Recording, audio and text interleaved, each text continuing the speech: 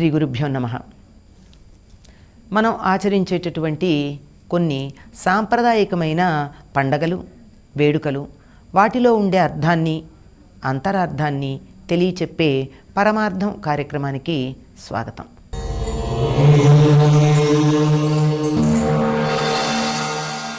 ఆశ్వయుజ మాసంలో శరత్పూర్ణిమ వెళ్ళిన తరువాత వచ్చేటటువంటి తృతీయని అట్ల తద్దే అంటారు. తద్దే అన్నటువంటి మాటకి తృతీయ తెలుగులో తది అవుతుంది. తదియ అని పూర్తిగా అనలేనప్పుడు తద్దే అంటూ ఉంటారు.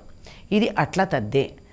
మనం గమనించి చూసినట్టయితే ప్రతి మాసంలోనూ తృతీయ అనేది గౌరీదేవికి సంబంధించినటువంటి తిథిగా కనపడుతుంది. అమ్మవారిని, పార్వతీదేవిని ప్రార్థన చేయడానికి, పూజించుకోవడానికి అనుకూలమైనటువంటిది. అదే భాద్రపద మాసంలో కూడా మనం గౌరీ తృతీయ అని చెప్పి వినాయక చవితికి ముందు రోజున అమ్మవారిని పూజించుకుంటూ ఉంటాం. ఆ తరువాత ఉండ్రాళ్ల తద్దే అని చెప్పి అది కూడా గౌరీదేవిని పూజించుకుంటాం భాద్రపద కృష్ణ తృతీయ నాడు. ఇది ఆశ్వయుజ మాసంలో ఉన్న కృష్ణ తృతీయ. ఎందుకంటే ఆశ్వయుజ మాసంలో ఉన్న శుక్ల తృతీయ నవరాత్రి ఉత్సవాల్లో మనకి కనపడుతూ ఉంటుంది కనుక, అందులో కలిసిపోయి ఉంటుంది కనుక తర్వాత వచ్చేది. ఈ తృతీయ నాడు ముఖ్యంగా ఆడపిల్లలు లేక ముత్తైదువలు పాటించేటటువంటి ఒక సాంప్రదాయికమైన పండగ ఇది. అంటే చాలా ప్రధానంగా ప్రాంతీయ భేదాలతో ఒక్కొక్క చోట ఒక్కొక్క రకమైనటువంటి చిన్న తేడాలు ఉండేటట్టుగా పాటించేది. ఆ విధియ నాడే అంటే పూర్ణిమ వెళ్ళినటువంటి రెండో రోజే వీళ్ళంతా చక్కగా రేపటి పండగకి ఏర్పాట్లు చేసేసుకుంటారు. అంటే తలంట్లు పోసుకోవడం, ఆ తర్వాత గోరింటాకు పెట్టుకోవడం. దీనికి ఒక పద్ధతి ఉందండి. గోరింటాకు పెట్టుకున్నాక తలంటి పోసుకుంటే గోరింటాకు రంగు తగ్గుతుందిట. ఎందుకంటే ఇప్పట్లాగా కాదు కదా, పూర్వకాలం ఒంటికి నూనె రాచుకునేవారు, ఆ తర్వాత నలుగు పెట్టుకునేవారు, పసుపు వేసినటువంటి సున్నిపిండితో, ఆ తర్వాత కుంకుడుకాయలతో తల రుద్దుకునేవారు. దాంతో దీని రంగు కాస్త తగ్గే అవకాశం ఉంది. అందుకని ఏం చేస్తారు, విధియ నాడు అభ్యంగన స్నానం చేసి ఆ తర్వాత గోరింటాకు పెట్టుకుంటారు. గోరింటాకు పెట్టుకుని ఆ గోరింటాకు వాసన ఉండాలిట తెల్లవారేటప్పటికి.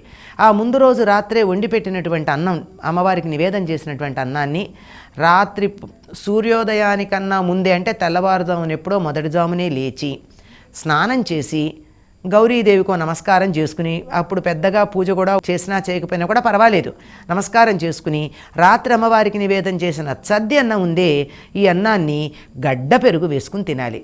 దాంతోపాటుగా ఎక్కువగా వాడేది, ఇది ప్రాంతీయం, ఏ శాస్త్ర గ్రంథాల్లో కానీ లేకపోయినట్టయితే ఈ నోము ఇట్లా చేసుకోవాలని చెప్పిన దాంట్లో కానీ కనపడదు. కానీ గోంగూర పచ్చడి కానీ గోంగూర పులుసు కానీ వేసుకుంటారు. ఆ తర్వాత నువ్వుల పొడి, పొట్లకాయ కూర, ముక్క పులుసు, ఇట్లాంటివి. అంటే శరీరానికి ఉష్ణం కలిగించేటటువంటి పదార్థాలని తెల్లవారుజామున కదా తినేది. అందులో తర్వాత బాగా వాతం కలిగించేటటువంటి పెరుగు తింటారు. వాతము శ్లేష్మము కలిపి ఉండేది. అది కూడా అప్పటికప్పుడు ఈనినటువంటి గేదెలు ఈనుంటాయి బాగాను. ఈ సమయానికల్లా పశువులన్నీ ఈని ఉంటాయి భాద్రపద, శ్రావణ, ఆశ్వయుజ మాసాల్లో. లేగంటి పెరుగు చాలా గట్టిగా రుచిగా ఉంటుంది, కానీ అంతా ఆరోగ్యానికి హానికరం. కనుక తెల్లవారుజామున లేచి స్నానం చేసి ఈ గోరింటాకు వాసన ఉన్నటువంటి ఈ చేతులతో రాత్రి వండి పెట్టినటువంటి అన్నాన్ని, ఈ పదార్థాలన్నీ వేసుకుని కడుపు నిండా భుజించి సూర్యోదయానికన్నా ముందే ఇళ్లల్లోంచి బయలుదేరి తోటల్లోకి వెళ్ళిపోయి ఉయ్యాలలు ఊగుతారు. పగలంతా ఆటలతో గడపాలి. అందుకే అట్ల తద్దిని అట్లు పోసే తద్దనే కాకుండా ఆటల తద్దని కూడా చెప్పారు.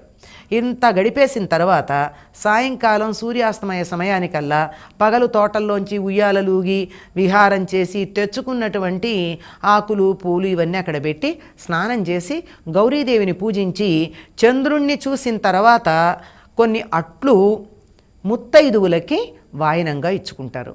ఈ అట్ల మీద ముద్దపప్పు, బెల్లము, నెయ్యి వేసిస్తారు. అందుకే మనకు పాట కూడా ఉంది, అట్ల తద్దోయ్ ఆరట్లోయ్ ముద్దపప్పోయ్ మూడట్లోయ్ అని. అంటే అట్లని ముద్దపప్పుతో కలిపి తినేటటువంటి ఒక సంప్రదాయం. ఇవి ఇచ్చి ఆ తరువాత భోజనం చేస్తారు. పగలంతా తెల్లవారుదాం తినడమే తప్ప మళ్ళీ పగలంతా ఏమీ తినరు. ఈ అట్లు కూడా ఇవాళ మనం దోశలు అనే పేరుతో దొరికే అట్లు కాదండి. కొట్టుడు పిండి అంటారు. బియ్యం నానబెట్టి తయారు చేసిన పిండి, రుబ్బినటువంటి మినప్పప్పు, పిండి ఈ రెండూ కలిపి పల్చగా నూనె అధికంగా లేకుండా తయారు చేస్తారు. మెత్తగా ఉంటాయి అట్లు, కరకరలాడుతూ ఉండవు. ఊరికే ఏ వంకాయ తొడిమను నూనెలో ముంచి ఇలా పెనం మీద రాచి అట్టు వేసేస్తారు. నల్లబడకూడదు, తెల్లగానే ఉండాలి. అంటే నూనె ఏమాత్రం ఉండకూడదు. అటువంటిది నెయ్యి వేసుకుని బెల్లం కానీ ఆ తరువాత అందులో ముద్దపప్పు కానీ వేసుకుని తినాలి, వాయినాలు ఇవ్వాలి. ఈ అట్లు నూనె ఎక్కువ లేకుండా మినప్పిండితో కలిపి చేసినటువంటి బియ్యపిండి కలిపి చేసినటువంటి అట్లు బెల్లము, నెయ్యి, ముద్దపప్పుతో కలిపి తిన్నట్టయితే ఆరోగ్యానికి చాలా మంచిదని ముఖ్యంగా ఆడవాళ్ళకని చెప్తారు. ఇలా చెయ్యమేమో అని చెప్పి ఏం చేస్తూ ఉంటారంటే ఈ వ్రతంగా చెప్తారు. ఆటలాడుకునేది ఈ వ్రతానికి సంబంధించిన కథ కూడా చెప్తారు.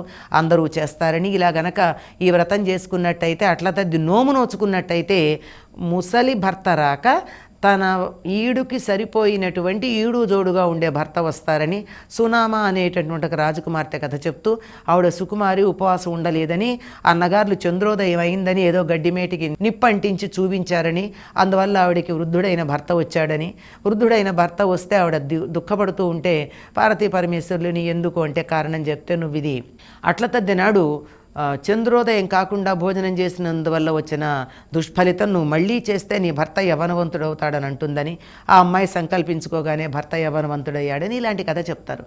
ఈ కథలన్నీ మనకి చేయవలసిన పని మీద విశ్వాసం కలిగించటానికి చెప్పేటటువంటివి. అట్లు తినడం ప్రధానం, తెల్లవారుజామున తిని రోజంతా ఆడుకోవడం ప్రధానం, సాయంకాలం సూర్యాస్తమయం అయిన తర్వాత అట్లు వాయనమిచ్చి గౌరీదేవిని పూజించి ఆ తర్వాత అట్లు వాయనమిచ్చి భోజనం చేయడం ప్రధానం. ఇది కూడా గౌరీదేవికి సంబంధించినటువంటి రోజే. అందరూ అట్ల తద్దినాడు అట్లు తిని ఆటలాడుకుని ఆనందంగా ఉందురుగాక.